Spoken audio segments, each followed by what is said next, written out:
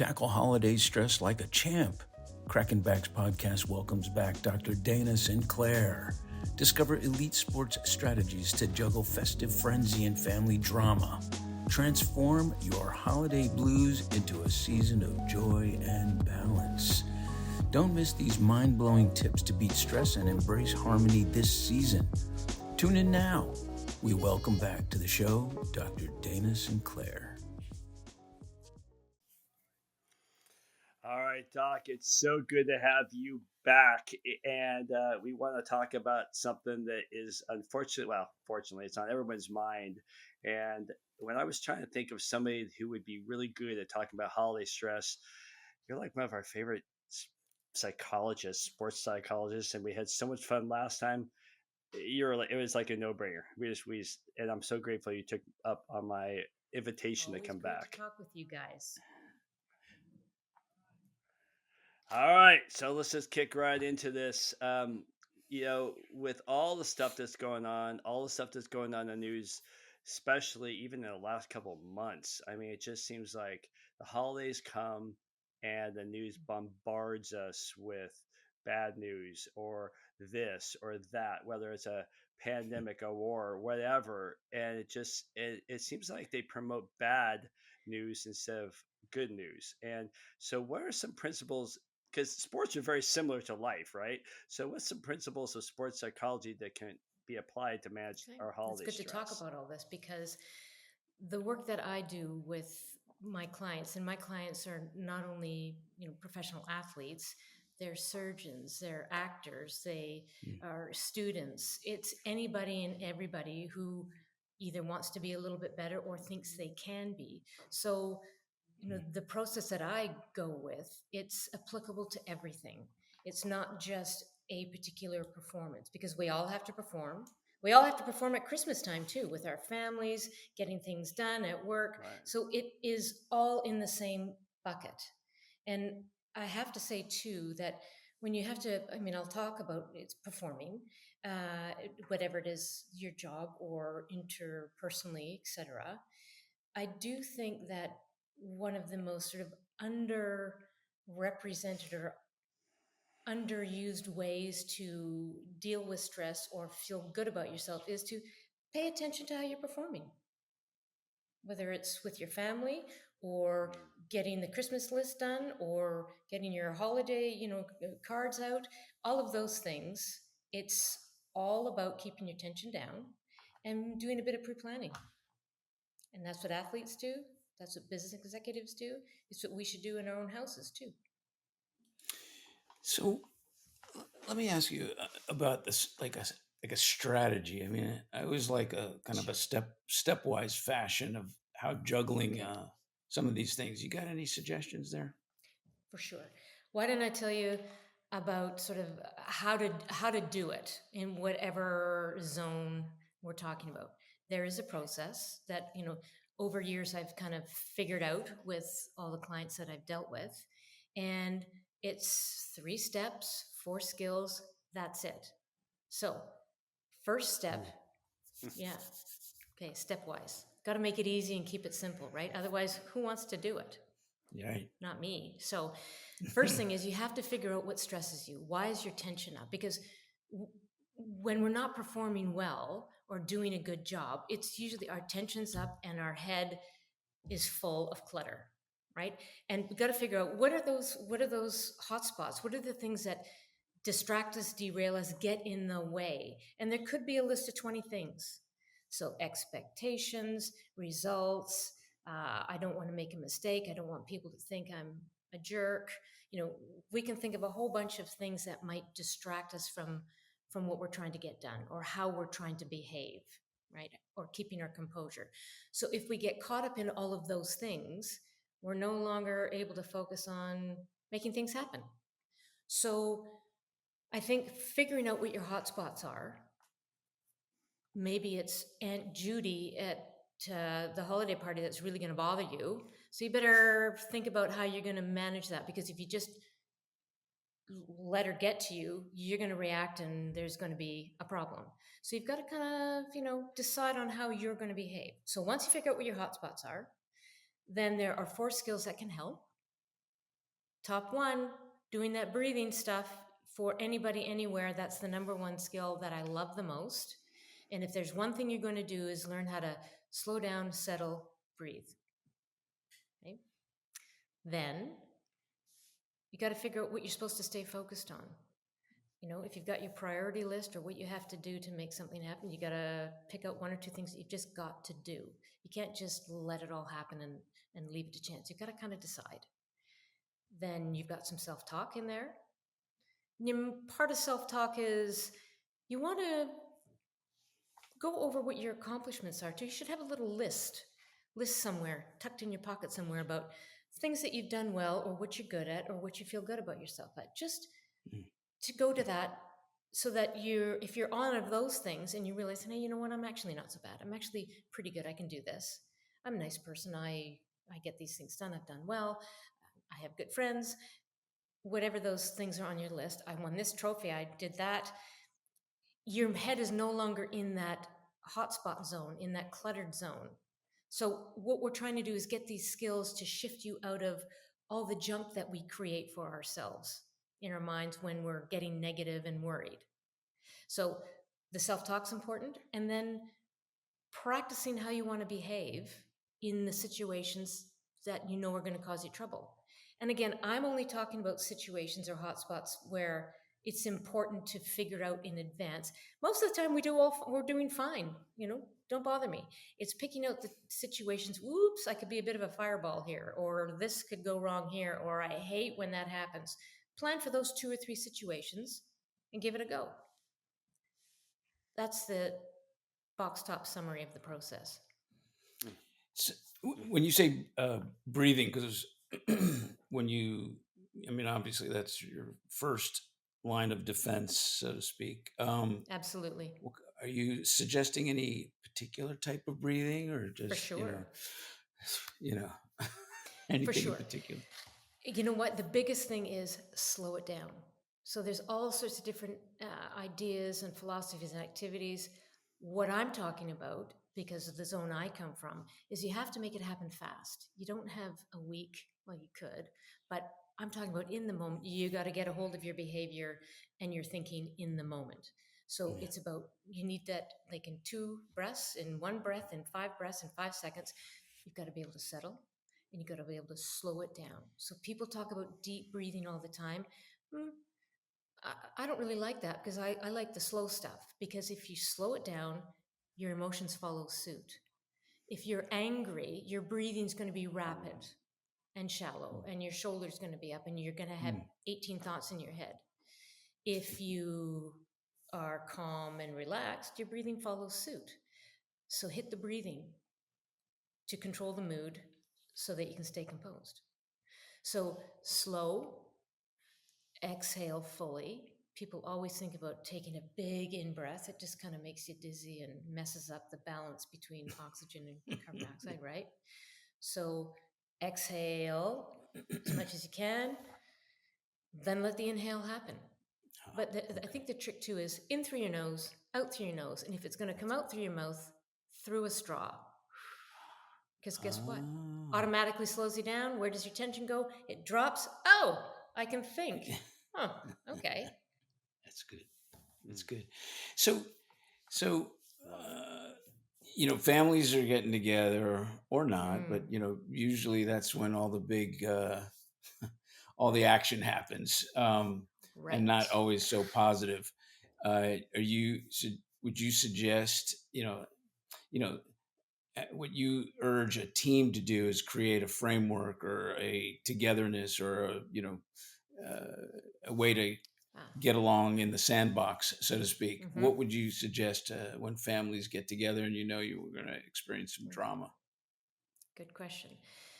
I put it all down to, we all have to look at ourselves. It's all about the individual delivery of your performance. People like to blame other people. She said that, he did this, it's not my fault. All of those things. Well, could be true, fair enough. But if you really do want to affect your behavior and change and feel good about what you do, you've got to look at yourself. So even when I went into a a tech company very recently, and they wanted to talk about teamwork, but really the best teams are good because the individuals take care of their own performance. They know what they're good at. They take the time to figure out, oh, that's not so good. I better fix that. So when they fix their own part, they're a much better part of the team, because if it's good for them, they're doing a good job.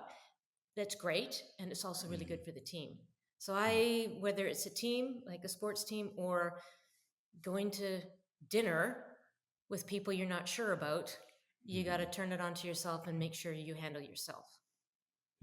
All individual. Great. Do you guys agree with that, or what do you think in your zones? Oh yeah, without a doubt. I mean, you're responsible for your mood, and your attitude, and I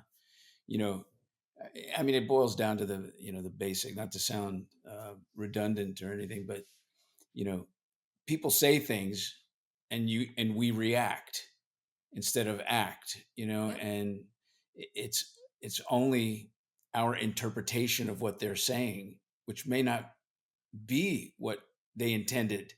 And you know so it's really within you to manage those stresses. And it's What really hard speak to do if you don't think about it ahead of time, because we all have our Oh, default behaviors and we all do what comes naturally, and then we think, oops, maybe I shouldn't have done that. So, but you can change. You can change it. You can change it for a situation, or an hour. You don't have to change your personality. We're not talking about that. That's not going to happen, right? So change how you want to behave in that situation, and you're going to come out and feel a lot better about it. It's a good way to nourish your mental health. yeah. I like your approach too, because it's always better to be proactive than reactive. But I haven't really thought about if you're getting ready to go to a family dinner or whatever, to have a plan going into it. Because so many people just go, and then like you guys are saying, a spark hits and reaction, Or So it's nice to or you're have a looking for that plan. spark because it happened last time, and you're still mad at that person, and wait till they say this. I'm going to really, take them on. And okay, if you want to do that, okay, fine. But if you don't want to get caught out, you better think about it. And even, daydream, see in your head, practice how you want to respond to them. If they say something to you, what are you going to do? How are you going to behave? And I'm not saying don't go after them. I'm just saying know what you're doing.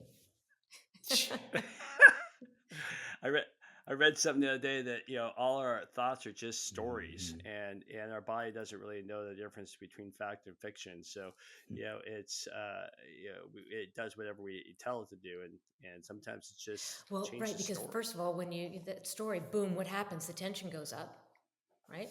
And then when the tension's up, where's our head? Boom, in that hotspot zone, no longer on calm and focus on what I'm trying to do here. So it's really learning how to shift when you drift. That's basically it. Shift when you drift. Or you got to sometimes you just got to shut up and shift. That's the way it is. I love that. Shift when you drift, because I might need to say that to myself very often because I have such a creative thought process, and it tends to come up with stories that aren't really factual. So like most people. I heard another one the other day and the guy goes, go low.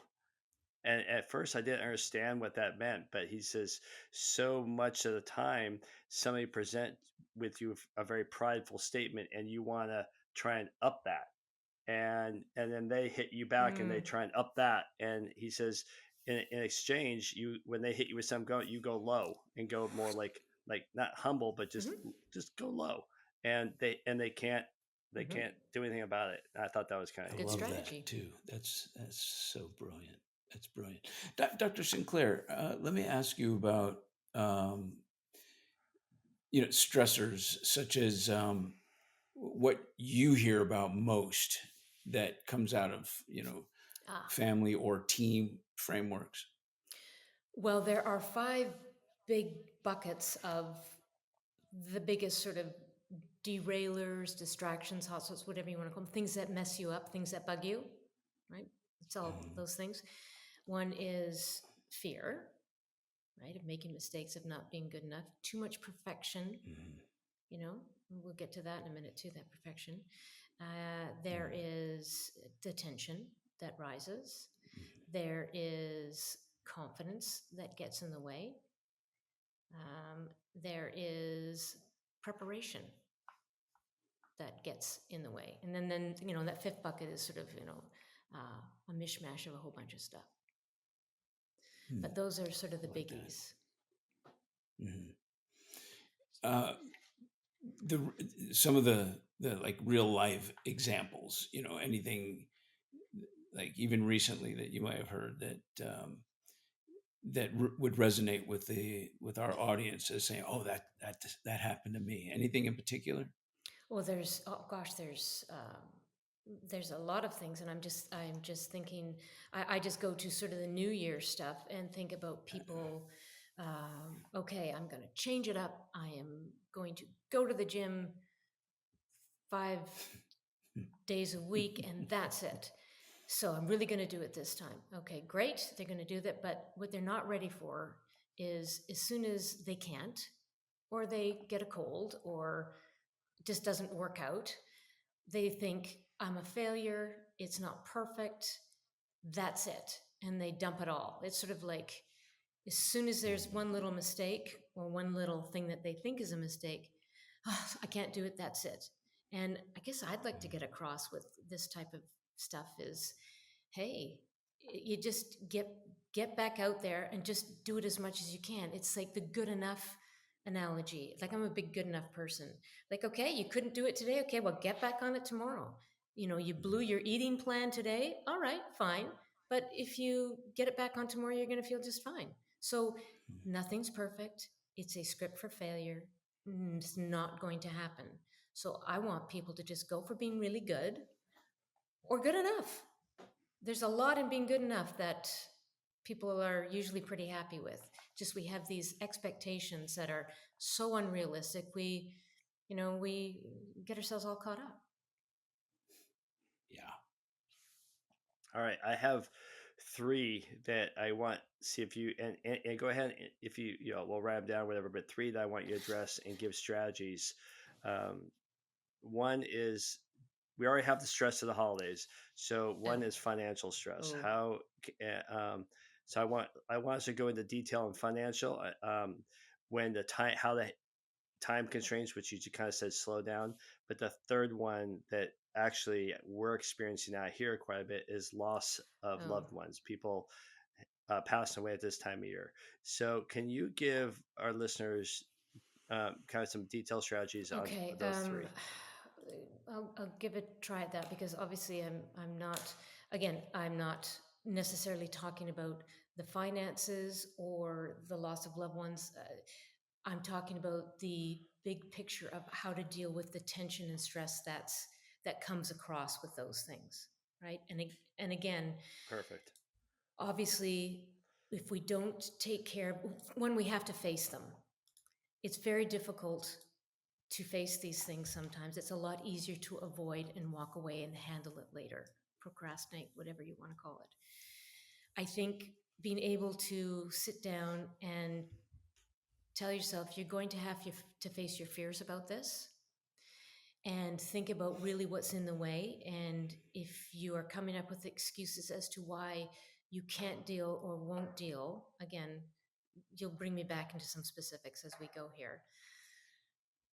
But you have to be able to face what's really bothering you or upsetting you. And loss of loved ones, it could be a different distraction or fear depending on who you are and how it happened, right?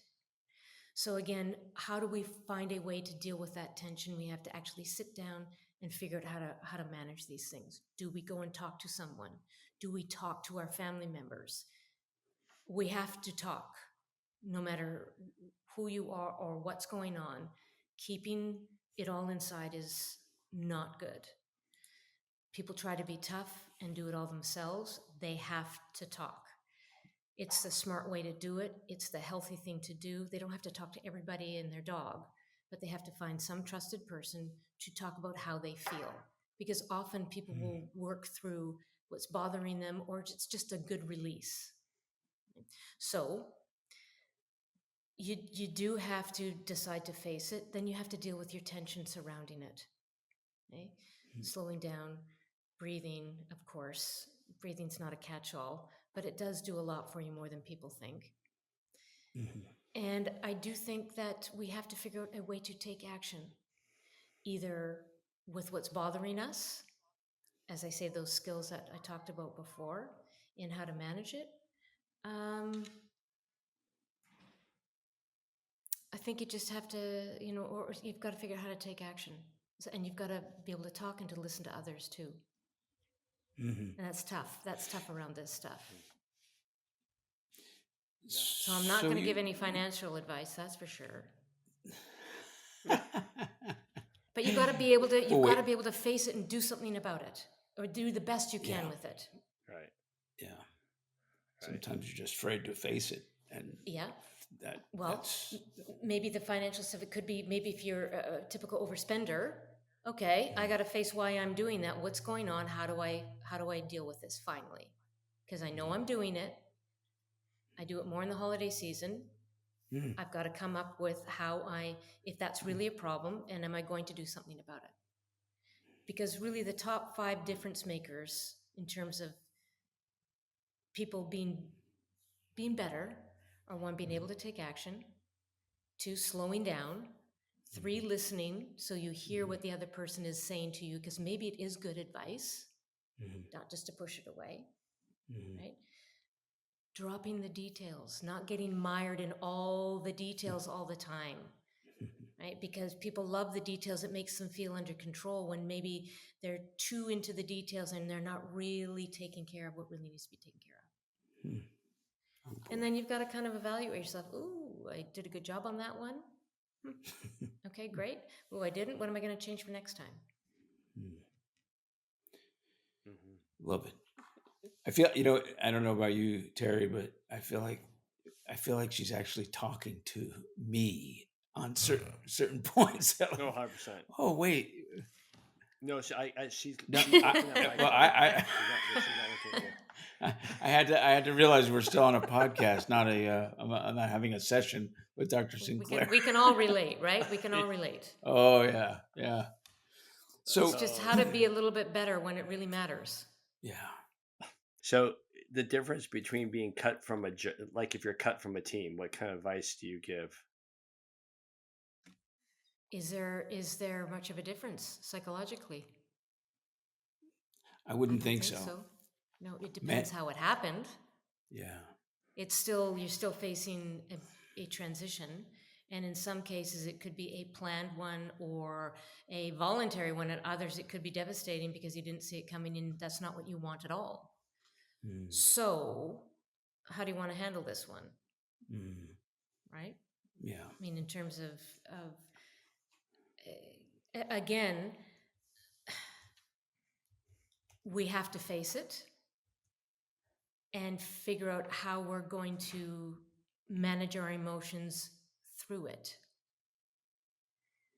I do feel that all of our behavior comes down to I've been around players.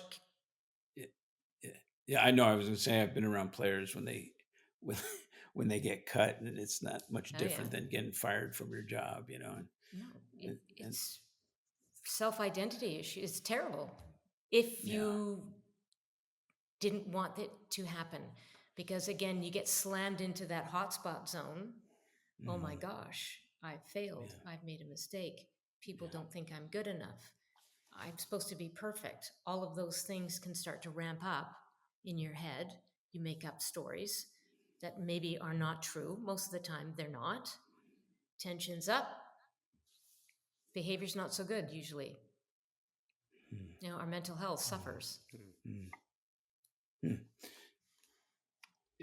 Speaking of mental health, I've always wondered, because you hear this term a lot, clinically depressed. How do people actually get clinically depressed? Is that an overused term? Is that an underused term? Is it more in the forefront? I What's your do thoughts think on it's that? overused. It's a complicated question, of course. There's it can be biological. It can be there's a lot of psychosocial factors that go into becoming, unable to handle the stressors that are in your life as well. It can rear up and grab anybody at any time. Nobody's immune, right, to these mental health issues, for sure.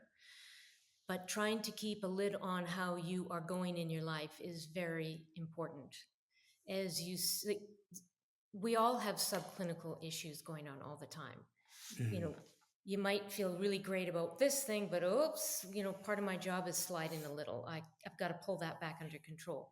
So again, mental health is one of those things that, sometimes I'm on the right side of it, sometimes I'm not on the right side of it. But then when you get over the threshold into the clinical stuff where it is affecting your job, your life, your being, you aren't able to function as you once had or normally, we've got trouble, and we definitely want to avoid that because it's very hard for anybody.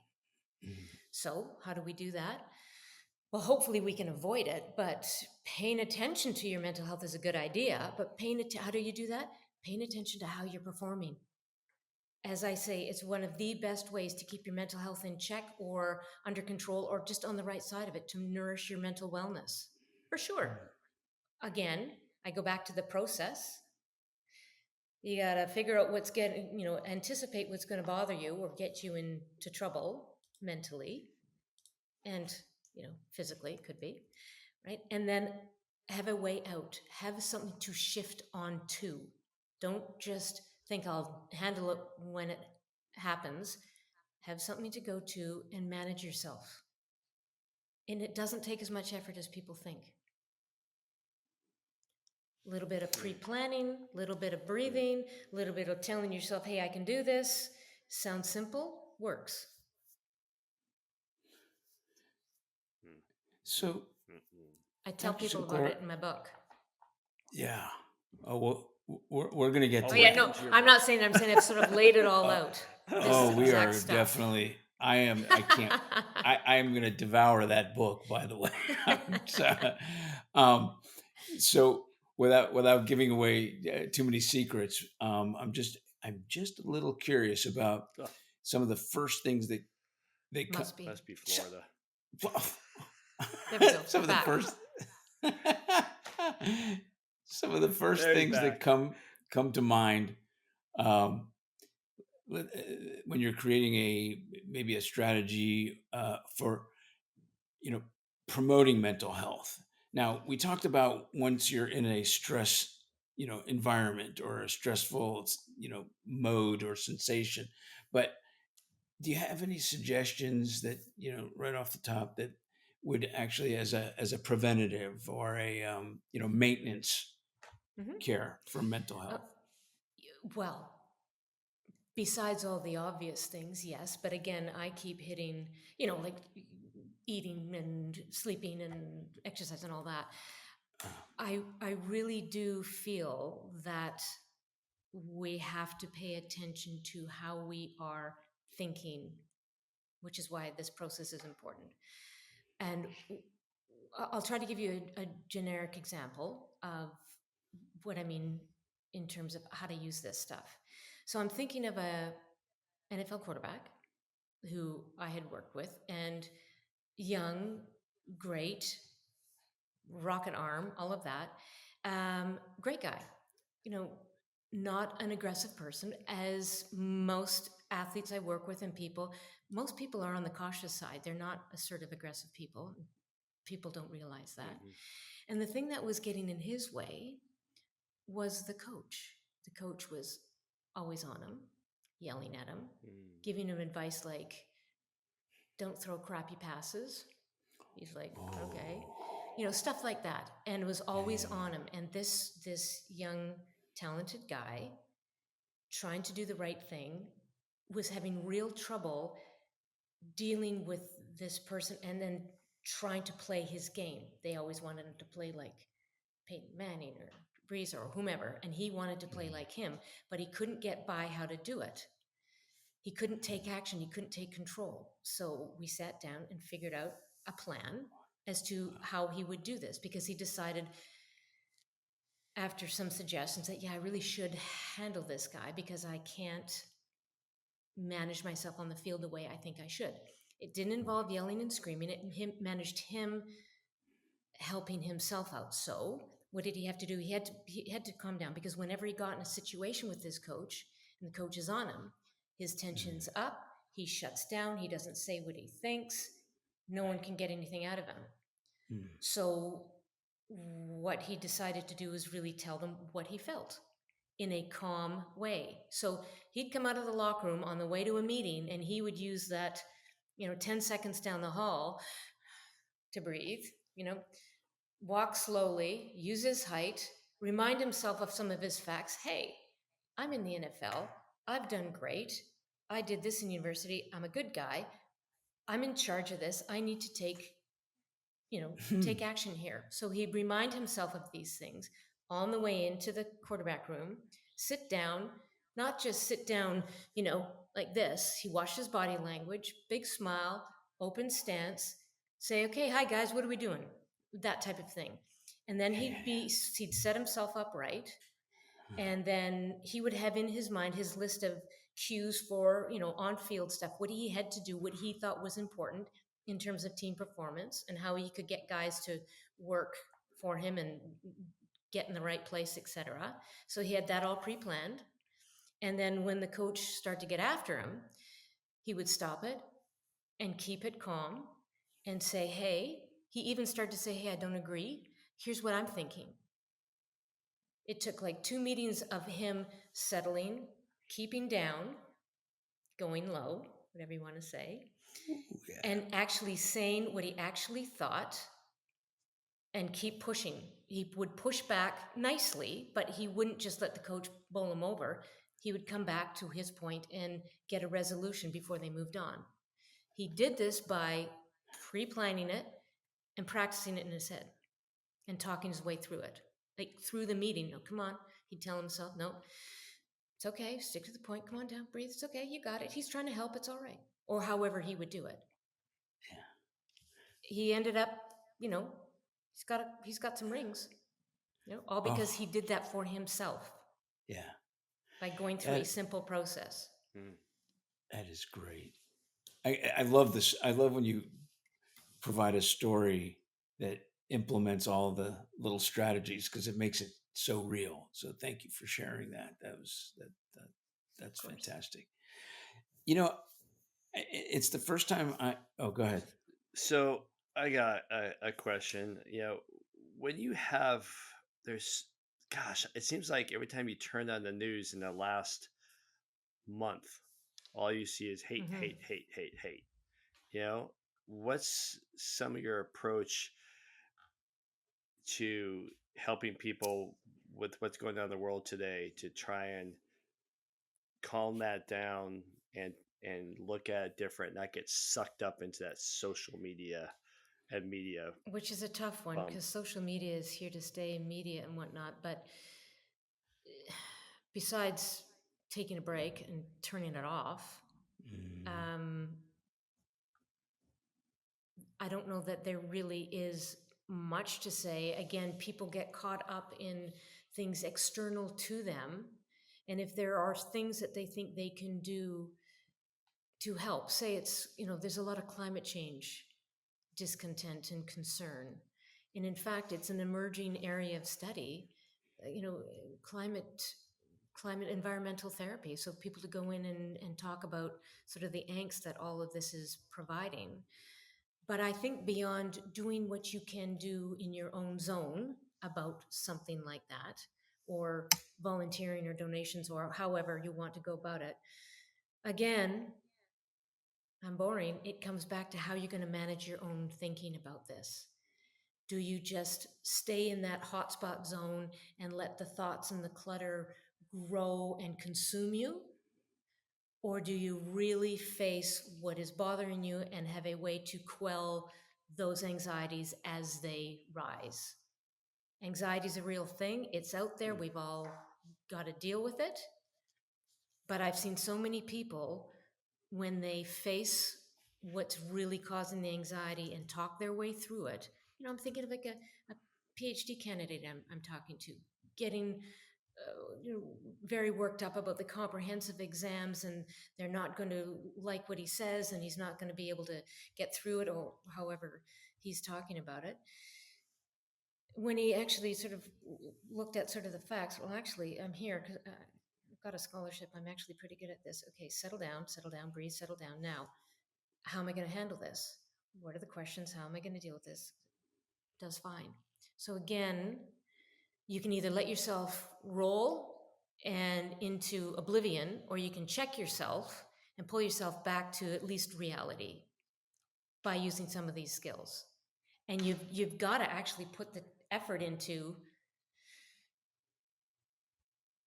thinking constructively. It's easy to let it go, to let it rip, right? And then blame everything else. But we can do a better job than we really think than we do. We all of us can. Got to settle down.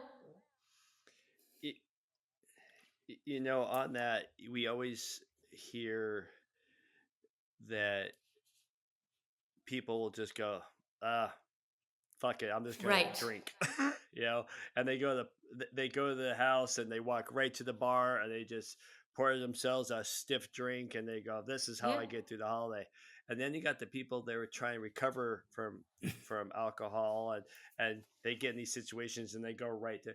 Is there any trigger words that you can help people with that they can play in their mind before they reach their hand They've to got grab to, that drink? I don't have trigger words, but they've got to actually sort of decide, okay, Yeah. they've got to have something pre-planned to go to get themselves to settle down, because it's the tension that's coming up. And it's that, and then the motivation goes sideways. Because again, the motivation part is that people outsource their motivation all the time to others. How You blame do you a mean coach. that? Oh, okay. It's not my fault. Yeah. Okay, I'm thinking of again a pro player, blaming, getting out there on the mound, not going well, not going well, not going well, boop, yanked, and then in the dugout we're talking. He's very upset, and it's all to do with other people. It's not his fault, etc. Well, maybe in some cases, maybe it's like the same guy who comes in and splinters his bat on the water cooler because he struck out. Well, it's not anybody's issue except yours. You've got to grab your own motivation. You can't outsource it to other people. You've got to decide if it's really you or not, and get a hold of yourself. So if you don't, again, in the moment is where we go sideways, because when the pressure's on and we're not prepared, who knows what's going to happen. If you're ready for the situation, right, you've at least got a way to try to calm yourself down and get yourself out of it. We're not always successful, but it's a start. If you don't have somewhere to go, if you don't have anything to shift to, you're just going to drift into junk. And there's often, there's like with the baseball guy I'm talking about, there's tears in the dugout, It's so frustrating. But once he got a hold of what was in his way, basically the fear of not being able to hit the catcher's glove, and figured out how to actually stay composed, or at least get the ball where he needed to, and do the mental work to actually do it, like the process we're talking about, he's fine. He's doing great. So, it's been during this conversation, it's been a revelation to me, which is probably obvious to most people, but I think it's worth having a bit of a conversation about, and that is, we refer to the holidays being so stressful. We point to the fact that, families get together. It's a time that you're supposed to be happy. If you're by yourself, that's another reason to be upset or what have you. Or you could be with somebody that or a group that you're not happy with. But what I'm actually realizing is, and once Terry mentioned something about the alcohol thing, you know we there's probably more alcohol consumed during the holidays. There's more garbage food consumed. As a matter of fact, I believe we take 60% of our calories in between for the year, for the whole year between Thanksgiving and New Year's. And so we're talking what, 2 months? We take in the bulk of our calories. And so now we're eating like garbage and we're expecting to be in, tip top health or, mental. Mm. You got blood sugar rising and falling. You got, toxic alcohol hitting the brain and gosh knows what other stuff. Yeah. So it's almost an expectation for people to be um, off track mentally, emotionally. It's how do you. But you've got to decide for yourself whether that's going to be okay or not. And if it is, fine. Yeah. But if it's not, I think a lot of people just don't know how to make the change. And I'm not like, how do I manage myself during these stressful times? So they just keep going back to their default. If there's a simple way that they can pull themselves back a little bit under control, then maybe they would do it. And again, I'm not talking about perfection or you have to do it this way. I'm just talking about a few strategies. If you really do decide you want to take action and be just a little bit better, like we're not talking about more than just a little bit better, then Yeah. here's some things that you can do, but you have to actually think about them. Yeah. And it is easier just to let it rip and go have a drink. Yeah. Yeah. Which can be just fine, thank you very much. Just if you don't like it, sometimes as one of my most, I guess, bold, colorful clients would say, you got to do the best with what you got, right, Dana? Yeah. Yep, absolutely. So your Right. situation might not be what you want. So we have to either work to change it or do the best with what we have. And that is the mental part of it, trying to settle Yeah. and do the best we can One for last ourselves. question. One last question from me. Kids, it's a time where families get together. Kids are Mm. much more oriented towards their phone and being on flipping through Instagram and Oh, yeah. so on. How would you, and if my kids listen to this podcast, I'm not referring to them because they're really good about not being on their phone. I'm referring to the general population of kids that are on their phone when they're supposed to be with family. How would a parent get the kid to engage more with better social skills? They should just engage them. I think a lot of parents talk Mm. down, tell people what to do. They don't sit the kid down and say, hey, this is what I'm thinking. What do you think? Mm. How do you feel about this? What could we do that might change it up just for the 2 hours over at grandma's or whatever it is? Mm. They don't engage them enough. It's always, and if you're 14 and you're being talked at all the time, Mm.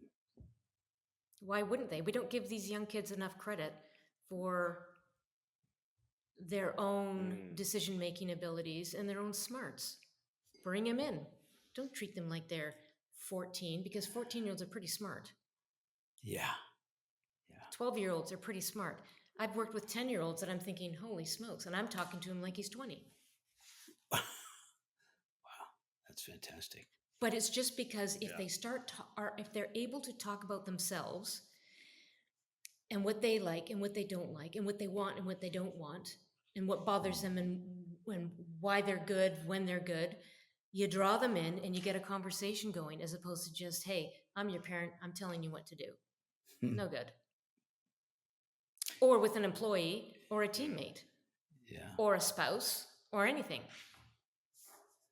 It's funny. My younger son, he when he was about 13 or 14, I would do this. I would engage him. I would always ask questions and so on of him, and he would respond.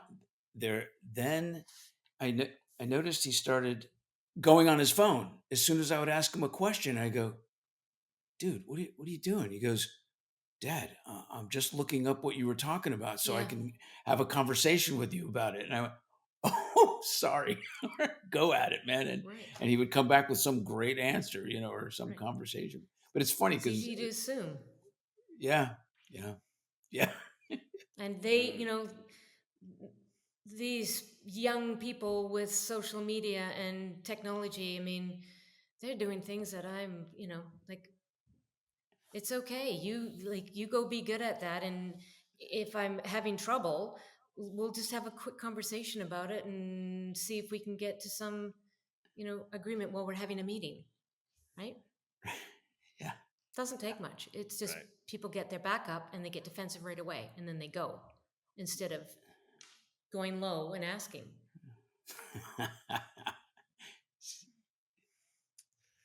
All right. So to kind of wrap up, we will wrap it up on a high. And first off, We've we had a want lot of we lows, want so not on a high. Yeah, we lost. And my first advice was in a joking manner was like, well, if they're pounding alcohol, get better Oh. alcohol.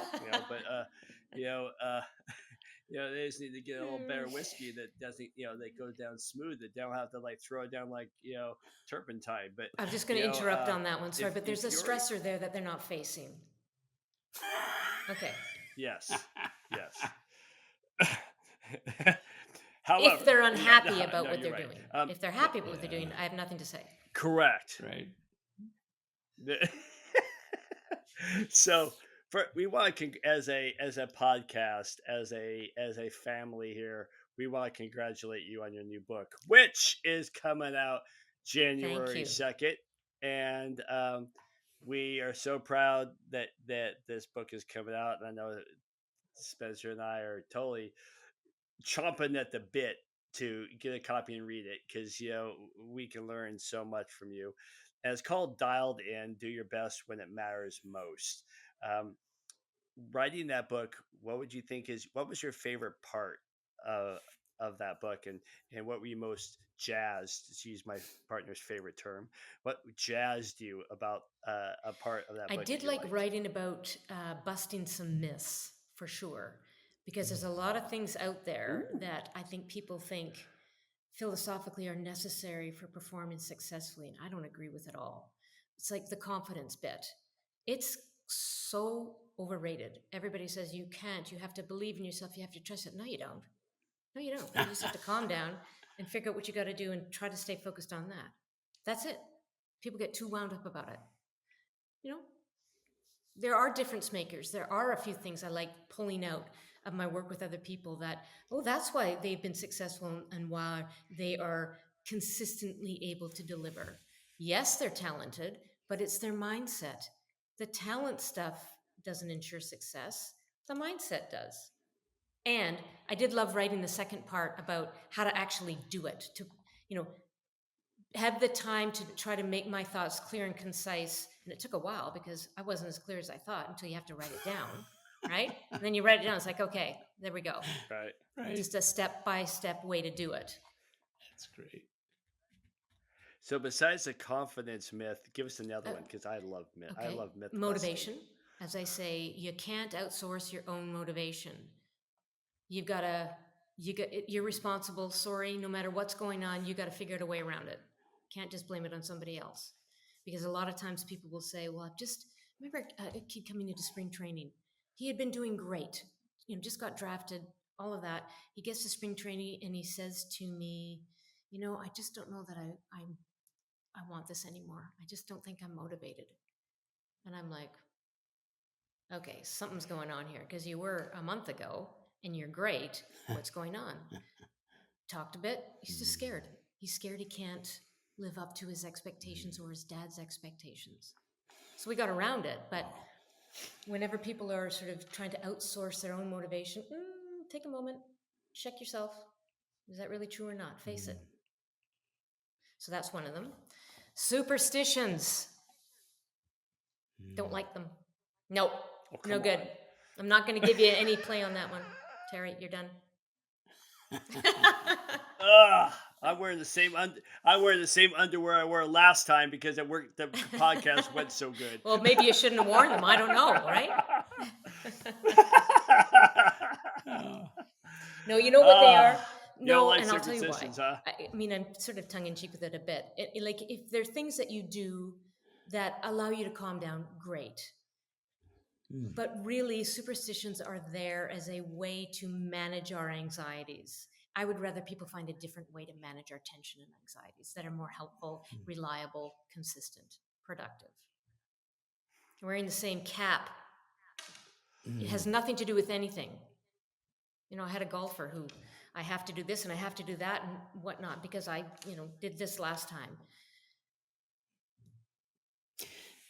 Wasn't the case at all. They got so caught up in their superstitions, they blew it the next time because they weren't focused on, where the line of the ball. So, right? Come on now. I had an athlete come up to me, a football player at Miami Dolphins, come up and he stopped short of coming in to get adjusted. And I go, what? And he goes, we won last week. Did you adjust me? And I go, oh, wait a minute. You like treating me like a rabbit's foot, a good luck charm. I go, because, don't put that pressure on me. No, so, you're in a bad spot when that's happening. Yeah. Oh yeah. Yeah. All right, one more. Okay. What? No, one more. One more myth bust. The F word. Fear. Oh, jeez, I didn't know. I thought you were going to unload an F-bomb on us. I thought about it, but I didn't. No, I didn't. I'm kidding. The fear of failure, the fear of expectations, what people think of being terrible, of being an idiot, all of that. It's not as bad as you think. We build these fears up. So guess what? Let's settle down. Let's address them. Move on. Don't let that run your life. Come on now. That's fantastic. I love it. You got us on that one. That was good. Yep. January 2nd, right? January 2nd, that book's coming out. Yeah. Dialed in, baby. Dialed it in. Right. I love it. Dialed in. So where are they going to be able to find this book? Because we'll put a link on your description. But for if they're listening, where can they find this book? Amazon, Barnes and Noble, any bookstore, any online carrier. Woo! Yeah. Awesome. Well, thank you so much, Doc. You were, as always, a wealth of information, and we so appreciate you being part of our family. And I got no words. Thank you. So I hopefully your words are going to really help those people that are struggling this holiday, because that's what it's all about. So hopefully that some people heard this, can pass it on and help their friends and their loved ones to get through with a plan and have a strategy to have a healthy and a happy holiday. I love you guys, so thank you. See you again. You bet. You got it. Thank you for listening to today's episode of the Crackin Backs podcast. We hope you enjoyed it. Make sure you follow us on Instagram at Crackin Backs Podcast. Catch new episodes every Monday. See you next time.